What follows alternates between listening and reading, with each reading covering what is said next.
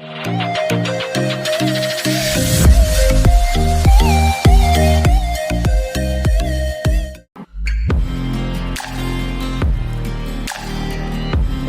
To shape small او کی.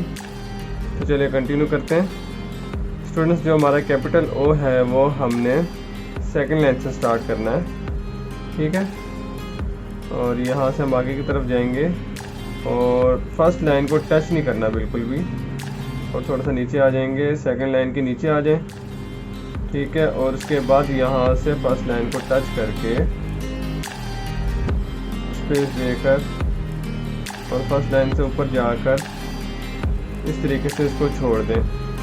یہ دھیان میں رکھنا ہے کہ جو شیپس آپ اسپیسز آپ نے چھوڑنی ہے وہ سیم چھوڑنی ہے. یہاں سے دیکھیں, یہاں سے دیکھیں, یہاں سے دیکھیں, تو جو اسپیسز ہوں گی وہ تقریباً سیم ہی ہیں. اس کو بھی ہم نے سیکنڈ لائن سے سٹارٹ کرنا ہے اور یہاں سیکنڈ لائن پر ایک نوڈ لگانا ہے اور اسی طریقے سے آگے کی طرف جانا ہے اور فرسٹ لائن کو ٹچ نہیں کرنا, ٹھیک ہے اسٹوڈنٹس.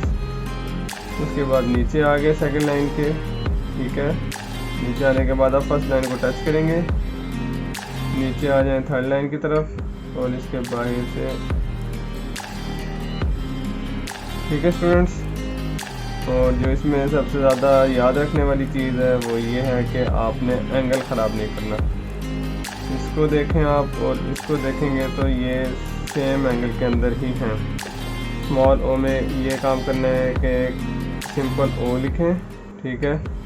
اور اس کو نیکسٹ الفابیٹ کو ٹچ کرنے کے لیے یہاں سے اس طرح ٹیل نکال دیں, یا کچھ بھی ایک جس طرح ایپل میں لیف لگاتے ہیں یا مینگو میں لیف لگاتے ہیں, اور یہاں سے ایک پیچھے سے ٹیل نکل آئے گی اس کی, تاکہ پچھلا الفابیٹ اس کو یہاں سے کنیکٹ کرے اور نیکسٹ الفابیٹ کنیکٹ کرنے کے لیے یہ ہوگا آپ کے پاس.